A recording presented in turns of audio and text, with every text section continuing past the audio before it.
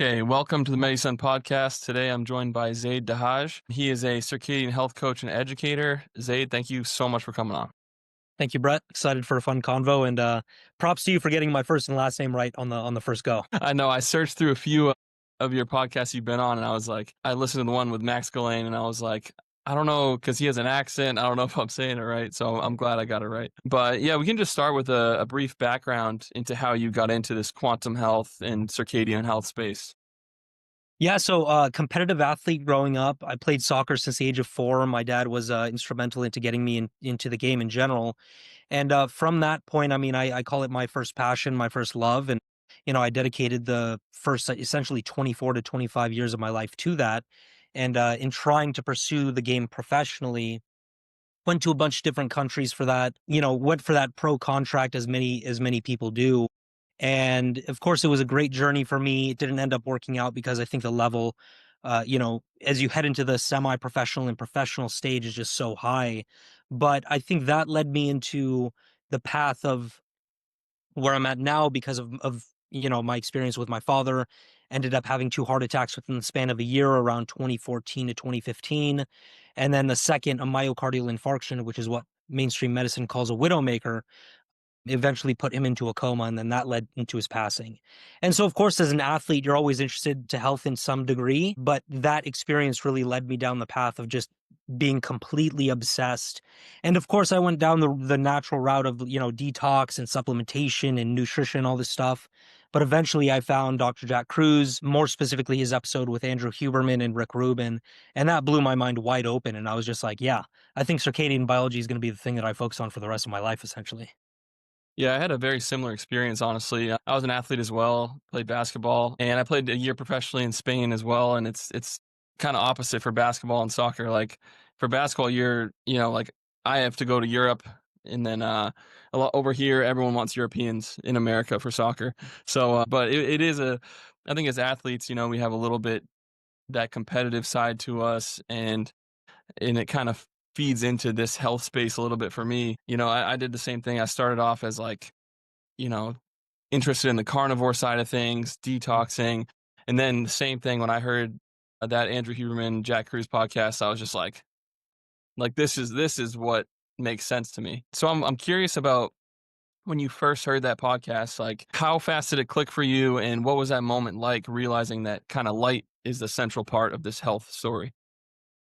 Well, I think, it's kind of it points to the word insight. I think that for me, like I just had an insight into the fact that this was a more directionally accurate representation of health and how the body works. And so it was almost instantaneous from that perspective. But again, there's just so much education and quite literally thousands of hours behind that after stumbling upon that work initially to where you develop a more accurate and comprehensive knowledge base. And so for me, it was like, even though the insight might have been immediate, I still remember where I was. Like I was literally on the beach grounding and just I think doing some sprints prior or something like that. But the years following after that was where a lot of the epistemology was built. And so for me, that's not something I let go of. I'm always a curious mind. I always want to learn and build upon what I previously understood. And from that perspective, that's really just I guess the philosophy that I have in order to understand this work. Definitely, and I think it kind of gives the average individual some freedom in the medical space. Like there's kind of this monopoly over your health that is big pharma, that is mainstream medical operation, and it's just like with these principles, you can take control of your health. And I think it's great that you're coaching people and guiding them through. What's it been like for you to not only fix your own health and the people around you, but now take on clients and start to fix their health? Well, it's priceless. I don't think there's any other way to describe it because you're essentially giving people back the power that they always had, but never necessarily knew about because of the fact that centralized medicine today operates on this allopathic bias and approach, which inherently kind of remove power that people feel in terms of like their agency with changing health. So for me, I think that if you can give that back to somebody in some way, whether it's taking somebody who has chronic fatigue, or giving them more energy, improving sleep quality for people, whether it be an athlete or an everyday 9 to 5 Joe, I think that's absolutely priceless because then you start the process of empowerment. And then from there, once you take the red pill, there's no going back. So for me, it's absolutely priceless, and it also teaches me about so much in this world and whatnot. And so, I mean, the main thing that I believe gives you back that power is sunlight. And so the mainstream view is that pretty much a tan is detrimental to your health. Hide from the sun except for like 10 minutes a day or something. And so I want you to start with, what is hormesis? How do you start to use the sun safely? And why is a tan not inherently bad for your health? So hormesis, for those who are into the training perspective, who have, trained for a long time, I think they intuitively understand the concept that you get stronger through targeted and intentional use of a given stressor. In that case, I mean, exercise is the stressor, whereas sleep is the process of recovery to actually build muscle. And so sunlight is no different in my mind, because I think that when we look at UV light specifically, UVA and UVB as one package within the full spectrum, that is a hormetic stressor that allows you to take advantage of so many things from a health perspective. But again, hormesis is very important because you always have this nice balance between intentional stress, so let's say training, and then recovery. You need to have those two coupled together, because if you start to train but you don't recover, then you end up creating more distress, which is then more harmful for your body and health. And so for me, we have to understand that UV light more specifically is a hormetic stressor. It has to be approached with intention and with I guess, epistemological framework, meaning you understand what UVA and UVB is, you understand how to sunbathe correctly, and you understand circadian mechanisms as a whole. And I think this is something that modern medicine doesn't understand, because they kind of view biology from a reductive lens. They only look at isolated parts. They kind of view it from, the standpoint of like the body being a machine or a robot. And I think that, that's just not going to give you an accurate representation of what the truth is. So, and that also shoehorns into the whole melanin discussion, because they view melanin as a sign of either skin or DNA damage. But again, that's a very reductive way to view it, because if you look at all the other benefits that melanin provides in the literature, it's quite clear that it's a biological polymer that has been evolved as an adaptation for our benefit. And so that's my main gripe with modern medicine, is just this reductive view of biology to where they miss out on so many other things. So on the literature side, like, why is mainstream medicine demonizing UV light? So someone like Brian Johnson, I think he's a good example of, like, he hides from the sun all the time, but he needs to take 100 supplements to balance out everything going on in his body. And it's very reductive, and he's treating himself as if he was a machine, like you said. So why, from a literature standpoint, is mainstream medicine missing the boat on UV light? I mean, I could talk about this from different angles. We can discuss the historical part of the equation. The 1910 Flexner report, I think, was a big part, or played a big part in creating that reductive lens that most modern physicians use to view biology and health. But I think from an easier perspective to understand, I just don't think people study this work. I don't think Brian Johnson actually gets his nose into the literature and tries to understand this work, whether it be melanin or UV light, from a comprehensive standpoint. So for me, I think that it's one part historical, one part dilettantism, just not going deep enough into the work to understand it comprehensively. And then, of course, you also have the fact that modern medicine is interested in upholding the current paradigm. Like, why would it want to destroy the current paradigm when that paradigm is actually creating a lot of money for it? And so this isn't even conspiratorial. It's just obvious. Like, incentives dictate what actions occur. So for me, I think all those things are very important. And we have to understand that if you actually look through the literature, I mean, it's so obvious that melanin is radioprotective, anti-inflammatory, anti-tumor. So it just, the centralized notions are just not able to be held up according to that circadian scrutiny. And a lot of it is just looking at UV light in isolation. So what's missing there is the repair mechanisms that come with full spectrum sunlight. So could you just kind of go through what those repair mechanisms are and what you're missing by observing UV light in isolation? Yeah, so I mean, I think that's a very important thing that people need to understand, is that basically all research done on skin cancers, photo aging, UV light in general, is using UV in isolation.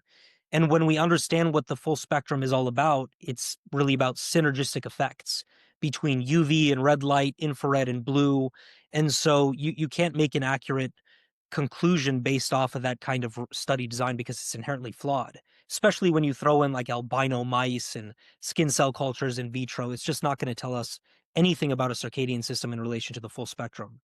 But the repair pathways are very interesting. I mean, you have basically all anti-cancer processes are under circadian control, whether it be apoptosis, autophagy. So just off the bat, the body is designed to orient its anti-cancer defenses around this hormetic process. And there's always a nice balance of push and pull involved here. You have, people often say that UVB causes thymine dimers or DNA mutations. But if you look at this work comprehensively, what you'll begin to realize is that vitamin D3 is produced by UVB. That's the only light wavelength range responsible for D3 production. And that ends up fixing those thymine dimers to where you have a completely different dynamic.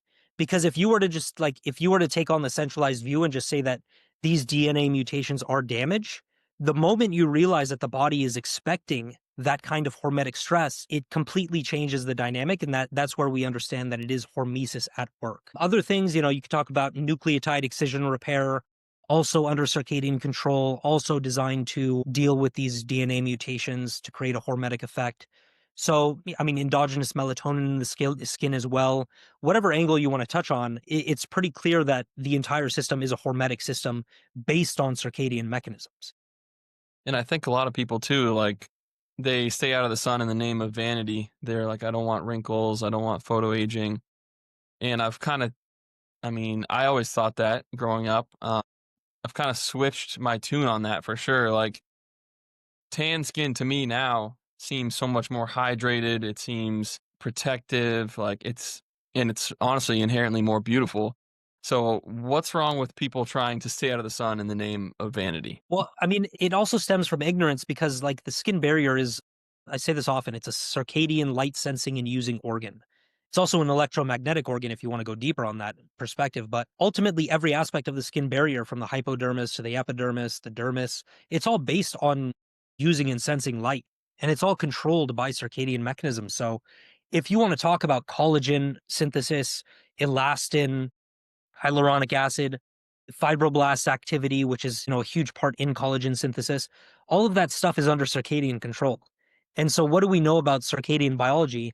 It's that full spectrum sunlight is the ultimate Zeitgeber, or external circadian cue, that actually sets all of those things into correct fashion, meaning it allows those things to work in their most optimal fashion. And so I think it's kind of ridiculous to say that full spectrum sunlight inherently causes photo aging or skin cancers from that standpoint. And then even further to that point, I mean, I think there's a cultural understanding that the more melanin you have, the healthier and more beautiful your skin looks. Inherently, I think most people will say that a tan is objectively healthy if they kind of divorce themselves from the centralized advice and paradigm. And so whatever angle we want to talk about, I mean, it's kind of untenable to hold the centralized view. And it's kind of counterintuitive that people have absolutely no problem holding their phone, 6 inches from their face, a single wavelength, high energy photon, like at night especially. And so what's something like blue light doing to the skin on the surface, but also to our physiology a little bit deeper as well? Do you want blue light in isolation or blue light from the full spectrum? That's good to specify there. Blue light in isolation. So blue light in isolation, it's a big problem. I think people underestimate the kind of issues that it creates, especially with the skin. There's dermatology literature showing that it does actually cause hyperpigmentation in and of itself. So, a lot of these people like to blame hyper and hypopigmentation on the sun, but again, they don't have an understanding of circadian biology, and they're always under this isolated blue. So that's a big factor to consider. It will directly destroy all circadian mechanisms involved in the skin. So fibroblast activity, and this is mainly occurring through circadian disruption because, in nature, we never we never evolved with isolated blue in the environment. It's just that simple. And so if that's being done, especially at nighttime, fibroblast activity, melanocytes, collagen, elastin synthesis, all that stuff is just going to go out the window. It's just going to be thrown off to some degree. And in my opinion, a very great degree. Outside of that, you have various processes like ferroptosis, which is an iron-dependent form of cell death, kind of similar to apoptosis, but This has been recently discovered maybe within the past 10 years. And, that ties heavily into mitochondrial dysfunction, ties heavily into lipid peroxidation within the skin. And that's just not good news from, any perspective. It's just not good news. And I think most importantly, I mean, you have mitochondrial dysfunction. So, within the electron transport chain, that entire process is actually dependent on circadian mechanisms, and it's dependent on the full spectrum as one package. So when you start to throw in isolated wavelengths, especially high energy blue, that can cause mitochondrial dysfunction to the point where, you have worsened skin repair, you have worsened skin appearance. Because at the end of the day, if we understand that mitochondria are the root cause of either function or dysfunction when it comes to human health, then it's pretty easy to understand that isolated blue is just not good for us in any way, shape, or form, really. I'm glad you went the mitochondria route because I saw you had a post on it and how, uh, I think it was today actually, but on the divinity of the Mhm. mitochondria. It's like, it's kind of an unbelievable thing happening in us. And I don't think people really grasp the magnitude of how important they are. They have a very surface understanding. So what's the mitochondria doing in a healthy individual to create energy, prevent disease, all of that? Well, I mean, there's a lot to it. Like you mentioned, people call them the powerhouses of the cell. That's true to a certain degree, but they're responsible for so much more. I mean, you could talk about steroidogenesis, basically producing some of your most important steroid hormones out there. That originates in the mitochondria. They're obviously responsible for creating ATP, adenosine triphosphate, which is, the energy currency of the human body. They talk to each other within the human body. They're, in my opinion, circadian light sensing and electromagnetic organelles. And so that might sound like a mouthful, but essentially, so mitochondria are designed to receive the full spectrum during the daytime, and they're designed to get darkness at night in order to function properly. They also create, reactive oxygen and nitrogen species to some degree, which are important circadian and hormetic signaling molecules. A lot of people love to demonize ROS and RNS for reasons that I understand because they're kind of present when disease is present, but there's so much more to them. What else? They operate off of electric charge. If you study the inner mitochondrial membrane, the post that I posted this morning showed how essentially your mitochondria are making like these lightning strikes within the cell billions of times over throughout the day, which is pretty crazy to think about. And yeah, there's a lot to them, but if you destroy the mitochondria over time, you destroy health. It's just that simple.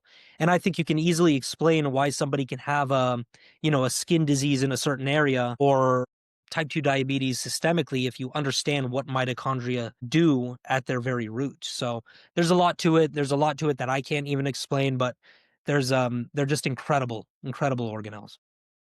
I have a friend of mine. She's about to be a PA, and I told her, I was like, yeah, there's like a bolt of lightning worth of charge in across the inner mitochondrial membrane in all of your mitochondria, and she was like thinking I'm absolutely crazy. I'm just like, I feel like that's a big problem is these people in the medical field aren't being taught about the mitochondria at all. Why do you think that is?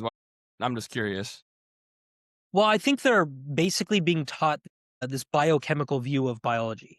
And you can only go so far because if you look at biochemistry, it's not the root level, it's not the foundational level of human biology. If you go a level deeper, it's all about biophysics, how physics interacts with things like the mitochondria, bones, tissues, all this stuff. And so, if these medical professionals were taught about biophysics and viewed the body through a physics lens, then a lot more things would make sense to them. And then you can get across various things like inner mitochondrial membrane charge and all that stuff. But yeah, I think that the education in this day and age is just so piss poor because it just doesn't address the root cause of these issues. And it's a very, again, reductive, robotic, mechanistic view of how the body works, which, is just not going to tell you anything of the truth involved with the body.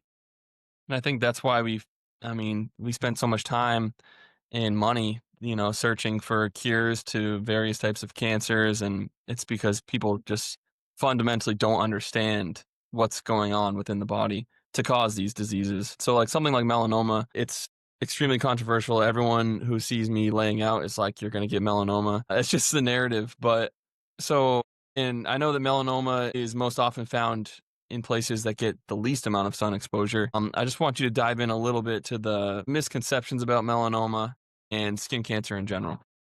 Yeah, I mean, talk about a rabbit hole, but this is, I think, the battleground to where we can try to kind of change the narrative, especially on social media. Melanoma, in my opinion, is not caused by full spectrum sunlight. Just, full stop. I don't think that's true at all.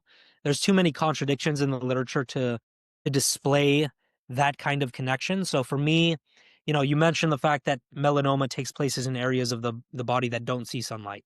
There are various types of melanoma that have different effects, and they work differently, but by and large I think that if you take the circadian lens and apply it to any skin cancer, it's very vague, and I don't believe that full spectrum sunlight causes any of these manifestations. So vitamin D3 deficiency is a huge problem in melanoma patients. Where do you most efficiently produce vitamin D3? From UVB exposure that the sun provides. So these people are obviously not outside sunbathing because of the centralized advice and paradigm that they follow. And so they're increasing their risk of all cancer and chronic disease development because they're not sufficient from a D3 perspective. Vitamin D3 is one of the most powerful anti-cancer compounds known to man. Also, endogenous melatonin produced from the mitochondria in response to near-infrared light outside is also another potent anti-cancer compound, maybe even more potent than vitamin D3. But they're also not getting that by the mere nature that they're indoors all the time, upwards of 90 to 95% of their lives. And again, they're swallowing the centralized narrative. Outside of that, I think that the research saying that full spectrum sunlight causes melanoma is again based off of that flawed epidemiology. So they're either using in vitro models, they're using models using nocturnal animals, they're using a lot of the flawed assumptions that have been done using that flawed study design. And again, we have to understand epidemiology it can be good sometimes, but the observational studies within epidemiology, along with associational findings, are not strong points of evidence. The vegans say that meat causes cancer because they rely on epidemiology, aka the observational studies and the associational findings. So, regardless of the angle, I'm just not convinced that full spectrum sunlight causes melanoma more specifically. I am more convinced that circadian disruption causes all forms of chronic disease and skin cancer. Vitamin D3 deficiency, melatonin deficiency, artificial light at night has been proven to cause cancer in the literature. What else? Ferroptosis, oxidative damage over time. Again, like if you take a circadian species that's meant to be outside during the day and to sleep during the night and you flip that or invert it, like of course you're going to get chronic disease, and especially these forms of melanoma and non-melanoma skin cancers. And it makes perfect sense, like I've heard it so many times. These elderly people, they're like, yeah, I got this melanoma because I got sunburned when I was 15 years old. And I'm just like, or you got older, stopped going outside and stayed inside under artificial light, and your system is now confused, and then disease manifests. I mean, it makes perfect sense to me. Even that saying, like a lot of people love to say that, oh, if you get a sunburn when you're 5, like you have a X risk of skin cancer later on in life. That's based off of flawed epidemiological data. Again, just using observational or associational data. Like it just doesn't stack up. Exactly. And I mean, the sunscreen debate is something like I just get it all the time. People think I'm absolutely nuts, but I think the biggest issue with sunscreen is that you're blocking full spectrum light and getting altered wavelengths. So what's your take on sunscreen and sunglasses as well? Yeah, not a fan of either one of those. For the sunscreen portion, I think that number one, you have to consider the photocarcinogens. So things like avobenzone, oxybenzone, I think oxocrylene. These are chemicals that you can make an argument aren't inherently damaging in isolation. But the moment you start to introduce heat and light and high UV index conditions to a sunscreen with those ingredients, and you put them on the skin, then you turn them into photocarcinogens. So they need that light and heat to actually become carcinogenic chemicals with that carcinogenic potential. And then, that ties into the fact that I think chemical sunscreens are terrible. Even, mineral-based sunscreens can be argued as a terrible option due to the fact that you have this basically runaway phenomenon with ROS and RNS in the skin.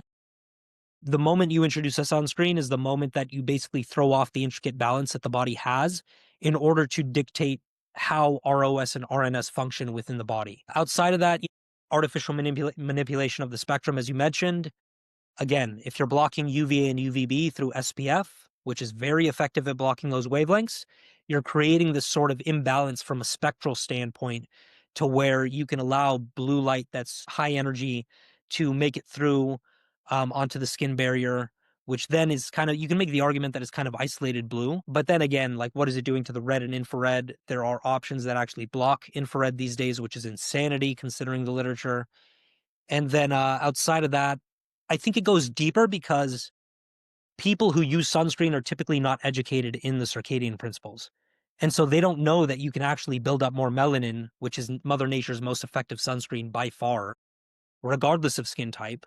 And they also don't know that the morning time, the midday, and the nighttime all serve a very distinct circadian purpose when it comes to skin protection, otherwise known as photoprotection, and then also just circadian signaling and health. So again, there's a lot more to that, but I think those things are very important to understand, which is why we want to move people away from the sunscreens and just implement the circadian protocols first and foremost.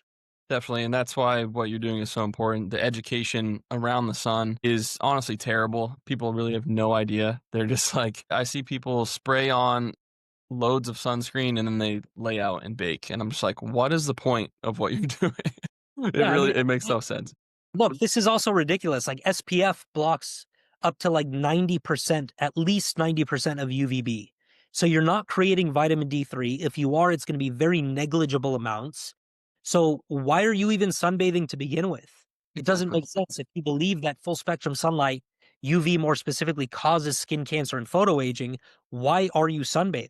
Like that's, and I think that goes to show how powerful of an input it is for our, species, because fundamentally you wouldn't have people going out for sunrise and sunset and sunbathing if it wasn't important to the very health and survival of our species. It's like they almost know it's important, but then they can't help themselves, and the modern narrative is is getting in the way. And one of those benefits from full spectrum sunlight is the POMC system. It's a gene actually, and you have a great breakdown of it. I love just some of the great things that are derived from that POMC gene. Yeah, POMC gene's incredible. I think it's probably like 500 million years old or something crazy like that. So it's been around for a very long time in other species. Eventually, it's been adapted into our species over time. And so this is basically a circadian light sensing system within the skin, within the brain, within the rest of the body that is designed to take in full spectrum sunlight. So it more specifically relies on UV from what I've heard. I wouldn't be surprised if it relies on the other wavelengths in the solar spectrum, but we need to understand that this is basically the most powerful drug factory in your body. And so the moment you're exposed to UV, either peripherally into the eyes or directly onto the skin, that's when you have POMC activation. Again, POMC standing for pro-opiomelanocortin system in general. And so for me, I think the peptide hormones created from POMC in response to UV are incredible. I mean, there's some that I can't even mention that I've probably forgotten about, but you have the melanocyte stimulating family. So basically, those are the peptide hormones responsible for melanin creation. They're anti-inflammatory, they're appetite suppressants, they're basically, how would you say it? They're so powerful for metabolism. I guess that's the easiest way that I can say. You have beta endorphin and CART. CART is, I think, cocaine and amphetamine related transcription peptide. And so those are opioid peptides that have analgesic effects, reduce pain sensitivity, allow you to give that's the good feeling that you get. I think people can think of like runner's high and the opioids involved there, but essentially what you want to understand is that the POMC system is the most sophisticated drug factory that responds to full spectrum sunlight for your benefit.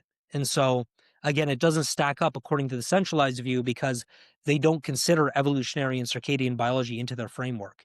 And that's hugely problematic because it just means it's wrong straight out the gate, considering all these things. And hunger is so inherently tied into that POMC system, and it makes sense why people today are just constantly they're sunlight deprived and they're searching for that next, I don't know, carb hit or whatever. Um, So how does hunger tie in? I know alpha MSH is an appetite suppressant, Mm. and how big of a role does that really play on regulating how you're actually supposed to be eating throughout a day? Massive role, I think, because it ultimately controls energy expenditure along with hormones that are involved in eating, like leptin and ghrelin. And so leptin being more of the satiety hormone tells you when to stop eating.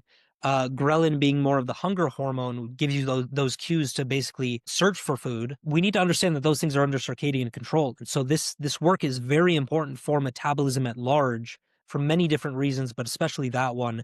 And then even leptin being a master circadian hormone is incredible because it basically dictates, where body fat is stored in the body. It dictates a lot of metabolic factors. It dictates insulin, blood sugar response, and all these other things, mainly through downstream effects. But yeah, it's just so massive. So if somebody comes to me from, living the standard American lifestyle and they say that my hunger signals are all over the place, I never seem to get full, I'm eating at night, but I'm always ravenously hungry and my blood sugar response is out the window. It's like, yeah, it's obvious why, because you're just in circadian disruption most of your life. So there's a lot to it, but it's a very fascinating rabbit hole. And a lot of it has to do with blood sugar spikes at incorrect times. And it makes sense why someone like Dr. Jack Cruz is saying light before food, because inherently light controls how you want to deal with food. And I think a lot of people, even not necessarily in the circadian space, but in the health space, are missing the boat on this. Like they're still like I was preparing for this, listening to a few of podcasts you've been on, and people still keep asking the same questions about food. They're like, "Yeah, but you still need to count the calories," and you're just basically like, "You don't have to if you're circadian regulated, right?" Yeah, I do think there's a little bit more nuance to that. I'm beginning to realize that calories are a lot more important than people imagine. But then again, if you implement a circadian protocol and you don't eat like an idiot, or you don't eat it like the average American, then you have a lot more leverage to be able to work with caloric consumption, meaning you don't have to think about it. If you can just follow the natural, leptin and ghrelin signals that your body gives when you're in circadian alignment, then your body will control for the rest. This is why we tell people to move away from processed junk, because it's quite literally designed by scientists to hijack your brain and make you eat more, even past the point of, when leptin truly kicks in. And so that's kind of why we move people to whole food complexes like, blueberries or salmon, because inherently you're not going to go out and eat 4 pounds of blueberries. There's an automatic mechanism that stops you from doing that. So yeah, I think that if people would just understand that calories are also a very reductive way to view nutrition, they're an important one, but so reductive, then I think we can start to bring in a more comprehensive understanding of this work. And leptin, as you mentioned, plays a huge role. And so, how does one become leptin sensitive, and why are so many people leptin resistant today? So leptin resistance, from what I've heard, is it precedes insulin resistance, which kind of makes sense considering the effects that leptin has on insulin and blood sugar and whatnot. But the way that most people get to leptin resistance is by following the standard American lifestyle. So they usually skip breakfast, they're in a hurry. Cortisol is like jacked up to the gills like 4 or 5 hours after they've woken up because of the fact that they're skipping breakfast and doing other things. Late night meals are a big factor into leptin resistance because it throws off the diurnal variation or the diurnal movement of these hormones. You have the fact that, most people don't exercise, in my opinion. They just eat standard processed junk. They're under isolated blue most of the time, especially at night. And so basically the circadian system is being thrown off chronically. And so that will inevitably create leptin resistance. Now, the way to create leptin sensitivity is to do the opposite of what most people do. And so that means consistent breakfast, watching sunrise, making sure you get UVA rise, making sure you sunbathe progressively, darkness at night, replacing LEDs with incandescents. All those things will contribute to leptin sensitivity over time. But again, it's going to depend on how long you were leptin resistant in the first place. And so don't expect it to be a quick fix overnight. It might take you 6 months to get back to that place. It might take you a year, depending on your situation. So I think in circadian alignment, you automatically create leptin sensitivity. In circadian disruption, you automatically create leptin resistance. That's a great breakdown, and I think it's a big reason why there's such a I don't know, there's such a block with people who they'll try it for a week. I'll be like, you got to get out for sunrise, and they'll try it, and they're like, nothing's happening. Especially if you're severely dysregulated, it's gonna take a long time and a lot of dedication and just consistency, honestly. But I wanted to jump into heart health a little bit. I know just from your dad's passing, I'm sure that this is a subject you've really, look through a lot of literature. And so, how does the sun affect the heart? Mainly through cholesterol. What's happening with sunlight interacting with cholesterol?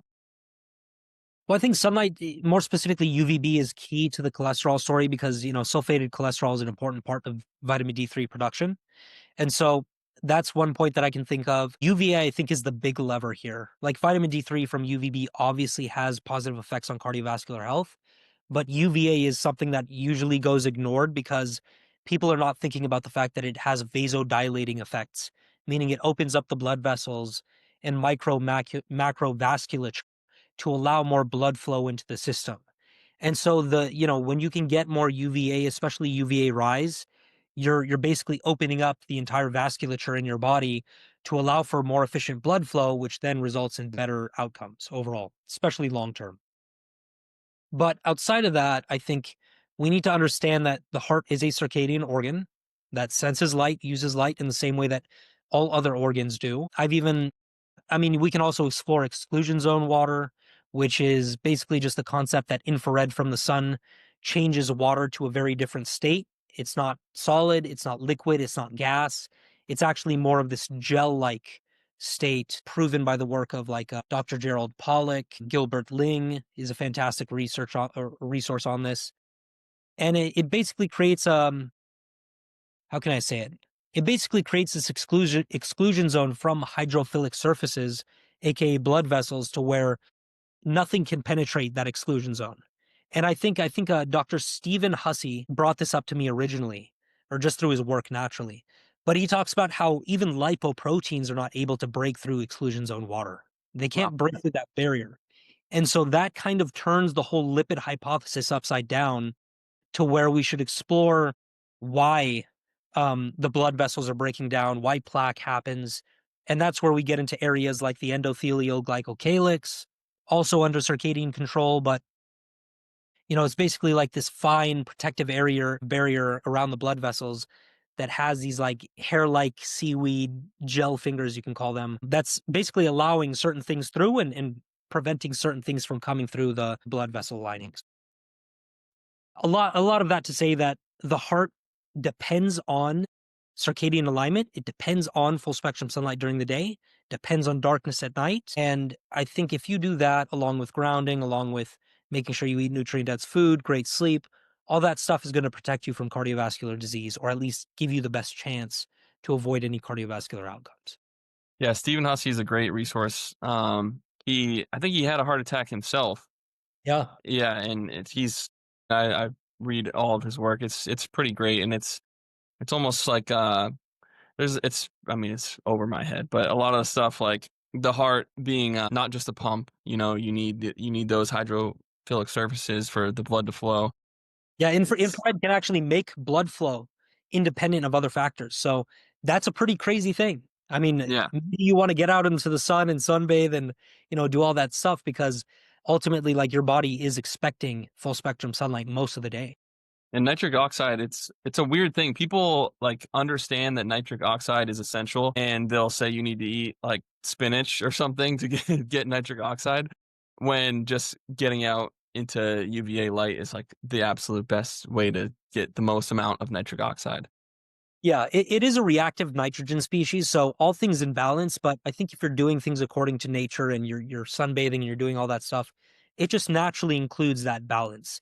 I think you get into problems where you start to maybe high dose supplement certain compounds that can make nitric oxide. But either way, nature has this figured out, and a lot of it's a lot more simple than people make it out to be.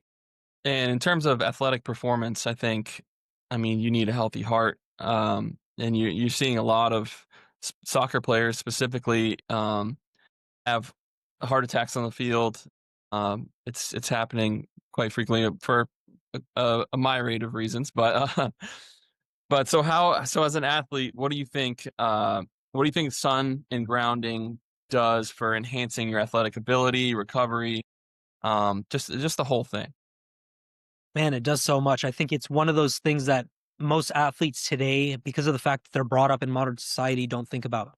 And so this is, if you're an athlete coming across this work, this is literally like a performance enhancing drug, and more, and so much more. Because, when you're talking about grounding, if you're somebody who received like a soft tissue injury or any sort of injury on the field or in competition, there's a level of chronic inflammation there or acute inflammation that you would want to address. And so grounding is a great way to increase the amount of free electrons that get into the body through the feet and palms, or any part of the body really.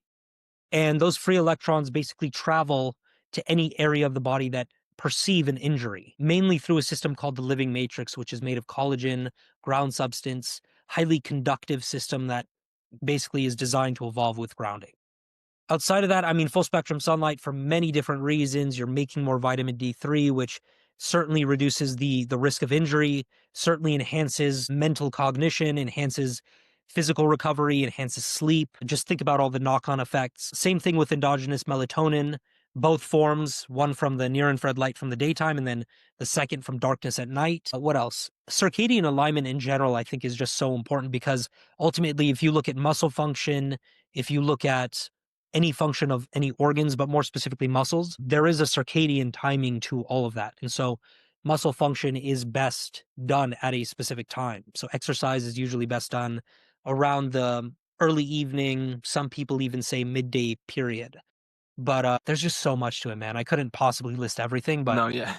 yeah, it's the thing that will give you the edge over your competition, especially considering that most athletes are addicted to technology. You'll see these athletes, especially professional ones, coming in with AirPods and headphones and phone in the pocket with full LTE and 5G. Again, I think this explains so much of what we see today. And if you can take those extra precautionary steps and implement this work, you will put yourself in a great position from a physiological standpoint. And not to mention these are free. They're extremely accessible, and it doesn't take much to optimize. But so from a training standpoint, what would you, if you knew what you knew today, what would you have done differently coming up as trying to be a professional soccer player? Yeah, good question, man. No training at night. I mean, this is the thing that sucked about my experience with soccer as I headed into like 23, 24, 25. It's just that all the teams wanted to train under artificial light at night. And it would always piss me off to some degree because Mhm. it always inevitably impacted my sleep. So usually I would drive like 45 minutes away to train from my house. And like by the time I'm home, it's almost midnight. And so I'm missing out on that growth hormone spike. I'm missing out on circadian aligned sleep architecture. And that's not to mention the independent effects of artificial light at night. But I was young, so I could handle it to a degree, and it was enjoyable to a certain degree. But ultimately, I would move to like either training in the morning time, training just during the day generally, and then being a lot more aware of lighting at night when I was resting, when we had an off day and whatnot. Maybe like around my soccer competition days, I mean, I wasn't too circadian aligned. I always loved sun, I was tan, but I didn't understand the intricacies of this work, and I think that's what makes all the difference. But yeah, it's all these little things that you stack onto one another that I think makes a huge impact on performance. Yeah, when I was playing in Spain, it was during COVID, so everything was pretty much shut down, no fans. Before I knew any of this work, and I would go train, come back, and I would like play video games, wear AirPods, be on my phone because of the time difference too. I'd be up till like 3 a.m. like talking to my girlfriend, and I'm just like, and I've never felt worse as an athlete. I just was never loose. My brain, I felt like I was a step slow, and I really attribute it to those poor habits. Yeah.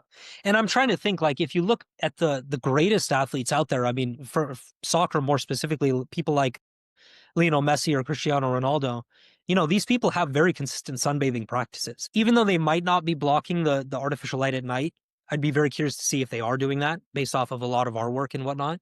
But just the fact that they are sunbathing consistently means that they're making themselves more resilient to artificial light at night, which kind of explains why they're so resilient as well into older age, why they can just go on for so long into their 40s. And so I think that's one of the things where we're beginning to explore the edge of human capacity from an athletic standpoint, because if we can have some super athletes implementing this work, I'm sure we'll see some shocking results. Yeah, I mean, you see it a few guys like Djokovic, seen him wearing some blue blockers, things like that. So it's creeping in, I think. But and I'm trying to find a way. The college team here, I just try and like I talk to them once a year and just try and plant some seeds, just real simple stuff. And I think it goes a long way. It really does. Yeah. So I know you're a father, correct?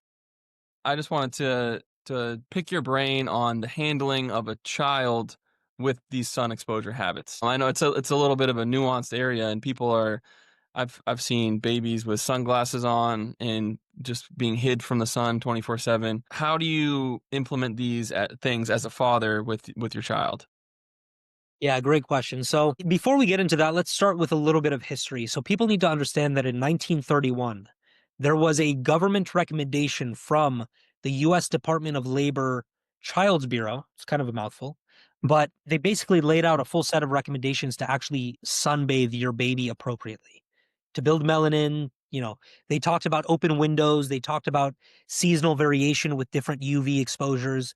So if they understood this work in the 1930s, because of the fact that heliotherapy was big back then, because of the move from more of an agricultural society to an industrial and city society, then we can understand a lot of the benefits today, especially with the science. So, excuse me, for me, I think that a lot of the same principles apply to babies as they do to adults, but you have to be more intentional because of the fact that they have more sensitive skin. They have a lot more water content, which means they're more efficient at absorbing light and native and non-native EMF in general. And so usually you want to start out with morning sunbathing when there's no UV. You want to really focus down on that and really try to prioritize that as much as possible to begin with. And then that's when you start to implement more of the microdosed UV, get them out for UVA rise with most of the skin exposed. As per time, I mean, 2 to 5 minutes maybe even less if you have, a baby who's lighter skinned or, a redhead or whatnot. And then I think also the darkness at night is a very important component because that's what allows the body to develop appropriately, and that's what allows those circadian mechanisms, which are new and not mature yet, to work in their best fashion. Because I don't know exactly what age where the circadian rhythm fully functions for a baby. I think it's maybe like 14 months. I mean, I might be totally off on that. But either way, it takes some time to develop. And so you want to do the right things. Yeah, that's what it comes down to. And then, being sure to protect them from artificial blue light or isolated blue light from artificial sources, getting the technology away from them, making sure they're not playing with any of that crap. I think that's all huge stuff that has massive implications for their health. Yeah, and I mean, it's a stressful process, like bringing in a new life into the world, and then I mean, it's inherently toxic. Just like the base level is the world is toxic. There's a lot of things going on.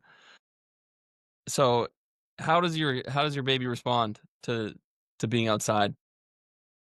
Enzo, like, and my baby's name is Enzo. He's almost 2 years old now, actually, Yeah, which is you're pretty crazy to think about. But he loves the outdoors. Like anytime he can get outdoors, he loves it. Now, of course, I think we've done a really good job of building a base layer of melanin, so a tan. If like, because usually he goes out in just his diaper. So if you look at the part of his body that where the diaper is, usually the crotch area, it doesn't have as much of a tan, and you can tell the visible difference in color, and this is important to understand because he's blue-eyed, light hair. So, yeah. a lot of people say that those kinds of phenotypes cannot get sun, but they actually can if you understand how to use this work correctly. And outside of that, any moment he gets to go outside, he loves it. Of course, when it's very high UV index during the summer, we're a little bit more intentional. He can only handle maybe a few minutes of most of the skin exposed in a UV index of maybe 10, 11, or 12. There's always a limit to this work. And so it's about striking that fine balance while making sure that the night times are as dark as possible. The incandescents in the kitchen or overhead incandescents, all those things make a huge difference for me and my family. But it's a lot of those simple things that you add into the lifestyle equation to where the whole family can benefit, Mm. because ultimately that's what we want to look for. We're not just looking to improve the health of the child, we're looking to improve the health of the parents too, along with anybody else. That's great. And speaking on the light skin, blue eyes. How today, I mean, it's a little bit, I think most people believe that they're fair skinned, and it's kind of due to the fact that you're never going in the sun. I think a lot of people use that as a crutch. I was just curious on your opinion. So, how much sun exposure for like a Fitzpatrick 1 or 2 do they need to really receive the benefits? Mm. I can't give a general or a specific amount of time for people because I think it's all n equals 1. Yeah. I can give some guidelines. I think that because of the fact that most people are pale, don't have enough melanin, due to the fact that they're living in a lifestyle that causes chronic circadian disruption, the sun is able to bring out a lot of manifestations very quickly for people that are negative that people would like to blame on the sun, but it's not the sun's fault. It's the fact that they're just not adapted as a circadian member of a species. So, in the same way that if you don't train, like, why would you try to deadlift 300 pounds straight out the Mhm. gate? You're going to hurt yourself.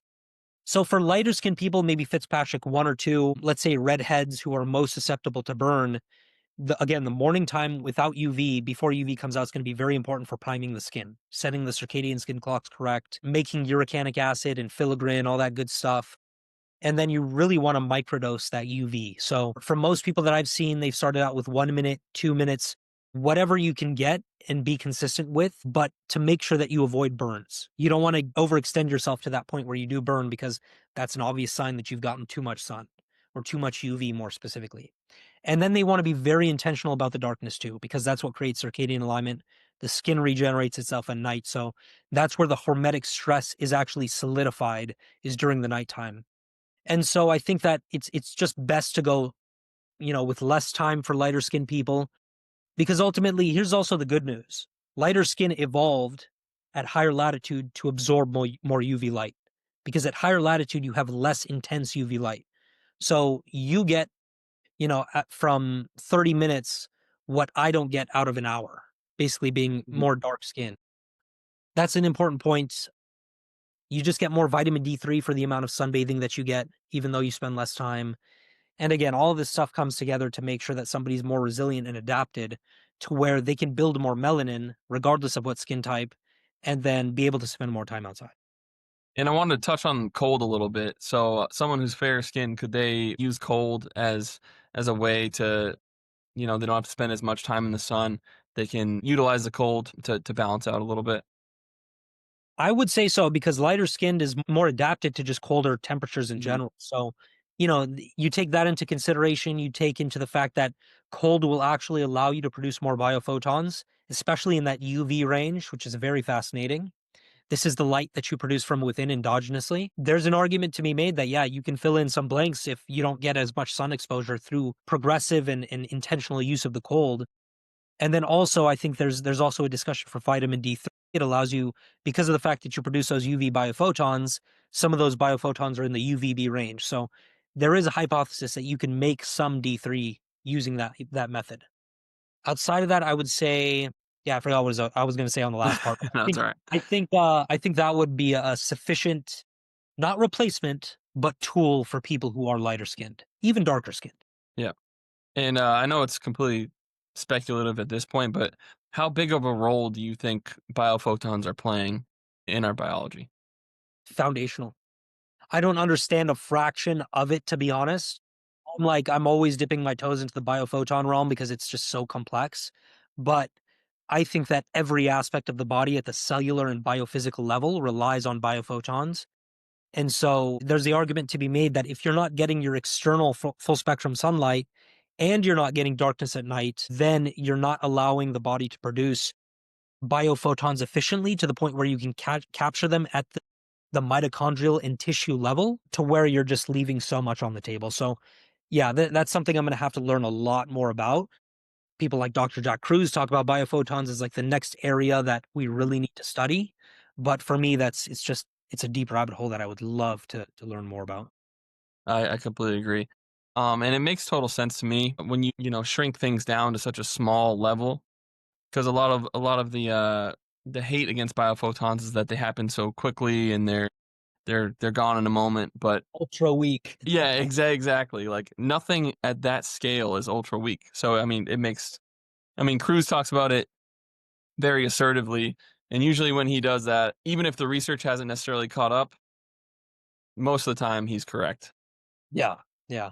Yeah. At the nanoscale, like things just work differently. Like when you're talking about quantum physics and quantum mechanics, again, all things are on the table because that's quite literally magic. It's Mhm. indistinguishable from magic. And that's, I think, a profound thing that people can take away. But even the fact about like the inner mitochondrial membrane electric potential, being equivalent to a bolt of lightning when you shrink down to the nanoscale is just like crazy to think about. And so for me, that's going to be the next frontier for sure. Yeah, that'd be great. And it's, I mean, right into your post today, like it seems divine. It seems like so insane, blows my mind every time that it has to be something ridiculous. Which is why I view the centralized paradigm as so ridiculous as well, because they're basically saying that the human body is some stupid machine that needs to be fixed through the very things that they create. How convenient is that, you know? Yeah, exactly. And I think that's like kind of the mental manipulation is a lot of people think that their body is inherently flawed. Like these diseases like, oh, cancer just happens because they don't necessarily have an answer for it. And that's why just viewing circadian health and light has kind of it's really given a lot of freedom to me personally. Like I can heal myself. I don't need someone to tell me what's good or bad necessarily. Like if it's inherent in nature. It's been a very freeing experience for me personally. So what's been the most enlightening, I guess, insight that you've had? Like what's been the biggest takeaway for you? Honestly, this is tough. But when Jack Cruz, when I first heard him talking on the Huberman podcast, a lot of things that had never made sense to me before started to make sense. Like a lot of these things that inherently I kind of knew, like I never avoided the sun, but it just clicks. Like I'm a very like it has to make sense for me to understand. And so Yeah. a lot of like the mainstream medical advice, it just never made sense to me.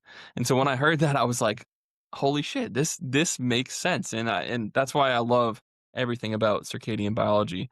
And but basically the clock mechanism of your body is what it's like every morning, every sunrise is a fresh start, a reset, and I think that's why sunrises and sunsets have been just, praised for millennia. They just it is such a magical moment. So the clock mechanism of the body, sunrise, sunset, I think that's been the most foundational thing that's really blown my mind.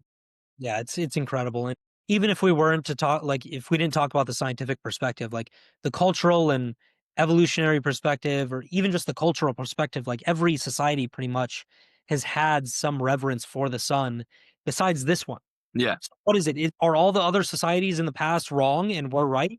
Are we so technologically and like philosophically advanced to the point where like we should think of them as idiots? No, of course not. Of course they understood that like extra they had an extra ability to observe what happened in nature. Yep. And that's something that we've lost, especially considering that, our eyes are glued to these phones and these screens and whatnot. So it's just crazy, man. And it feels you're like in a crazy house. You're like, this is all conspiracy, but it's just like everything is designed to dull those senses and stop you from feeling what you're supposed to feel when you're supposed to feel it. It just seems it's all a little too perfect for me. The assault on our senses. Money talks. Yeah, exactly. Zaid, thank you so much. I don't want to take too much of your time. I had a blast. You're a great resource. Where can people find you if they want to learn some more? I know you're really active on X, but where else can they find you? Yeah, so at Zaid K Dahhaj, ZaidKDahhaj on all platforms. So X, Instagram, Substack.